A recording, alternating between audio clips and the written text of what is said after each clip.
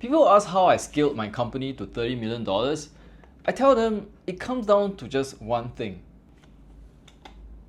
Meet the 90mm productivity hack. So 3D printing gives you the power to shape the physical world to your needs. Usually, I use that power to solve real problems. Today, I used it for something incredibly stupid and turned my desk clock into a wristwatch. But don't let the absurdity fool you. Hidden inside this ridiculous project is actually a massive lesson on how to achieve your biggest goals. But first, we have to build it. This is a desk clock. I love the display, I love the design, but I hate that it's stuck on my desk. So I asked myself, can I turn this into a wearable watch? This is exactly why I love 3D printing. When you have a random thought at 10 AM, you don't have to wait. You can just execute. So let's see how I engineered a custom housing and turned this clock into a monster. First of all, I needed to see if this idea could actually work. So the first step is a simple test.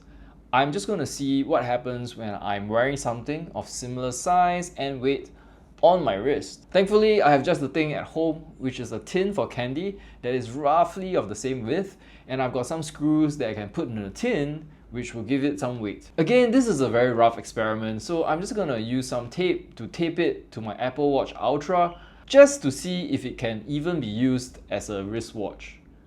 Thankfully, despite the size and weight, it seems to work just fine. It's absurd, but it works just fine, which makes this first step a success. Next up, to actually turn this desk clock into a wristwatch, I need to design a housing that holds the clock. I don't want to modify the desk clock in any way, so it has to fit everything as is, including the feet, the dial, and so on. I've also got to find a way to attach straps. Since I've got an Apple Watch, I want to see if I can use the Apple Watch bands for it, which means I've got to design an adapter for them. I think the watch band adapters are the parts that require the most precision, and I was all prepared to have to design it myself. But I realized that someone had already created them and released the STL file online. They had created it for the Pebble watch, but it doesn't make a difference. I just needed the band adapters. So I downloaded the STL and incorporated them into my watch housing. I didn't need the entire adapter he designed, only the part that held the watch bands. So I deleted everything else and rotated the adapters to fit my monster watch. Thankfully, it fits great. I had thought I needed to create something magnetic in order to make use of the magnets that the Apple bands typically use to connect to the watch, but it doesn't seem to matter too much, especially since this is just a fun project. The friction fit is good enough to keep the bands in place. I just don't have to do anything too extreme with the watch, which I don't plan on doing anyways. I mean, this is systems thinking. We first come up with an idea, we validate the idea, create a prototype, test it, but probably fail, learn from the failings, and repeat until we've got success. Looking back at this project, I was pretty stuck at the start because of how overwhelming doing this can be, especially since I didn't have much experience with 3D modeling and 3D printing. However, it was interesting because once I started breaking everything down into its parts, the project started progressing along nicely. One big key was that I realized I didn't need a lot of the precision or reliability that an actual real-life daily watch needed. Because this was a fun project, I could just get by with a lot looser tolerances and reliability. It reminded me of all the projects and skills that I had attempted before. Turns out, you don't need to know everything in order to start.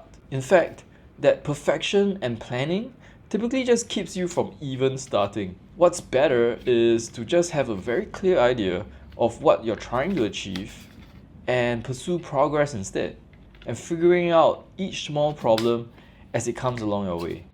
Version 1 took me around 90 minutes to design and another 2 hours to print. And after all that, it failed. The tolerances were too loose in some areas and too tight in some others. Some parts didn't even fit at all. In the old days of manufacturing, these failures would cost like $500, $2,000, and at least 2 weeks of design, production, and shipping. Today, I figure out what the problematic parts are, change the parameters in Fusion 360, hit print, and go walk the dogs. The total cost of failure? Maybe $2 in plastic and electricity costs. Now, one big lesson that I learned is that you can never ever do too many test prints because there's always something to test. However, what is key though is that you don't need to test print the entire thing. After printing like 6 different versions, with each version being like supposedly the final one, I've realized that it is much easier to just print certain parts and test their fit separately. Not only does it save material, it actually saves a lot of time. I use the Bambu Slicer software because I have a Bambu printer and it comes with a cutting tool that lets me do just that. I just have to use the software to cut out the parts that I want to test, like this, and delete everything else.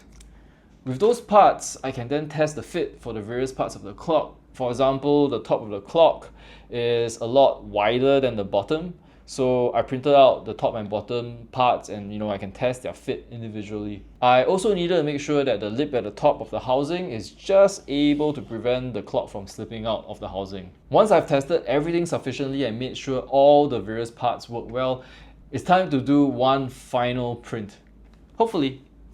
So now version 7 is off the printer. We have all the housing, all tested and all fitting well. It's time for the assembly. And that is a perfect fit. Listen to that click. So, is this monster watch practical? Well, on the plus side, the visibility is incredible. On the downside, I'm now a safety hazard in hallways and my left forearm is getting significantly larger than my right.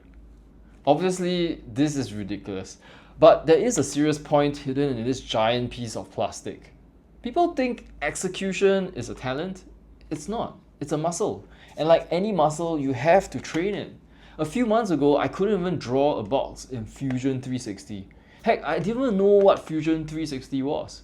But I treated it just like learning how to snowboard or how to code. At the start, you feel stupid. You feel slow. You fail a lot. But this watch proves a point.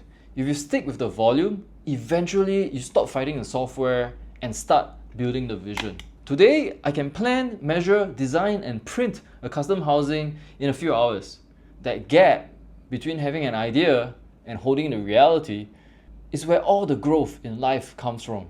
So don't be afraid to be a beginner, and definitely don't be afraid to build something ridiculous. Just keep building and getting yourself out of your comfort zone so that you can start learning and growing. Let me know your thoughts in the comments below, but otherwise, that's all from me for now. If you want to see what else I get up to, hit subscribe.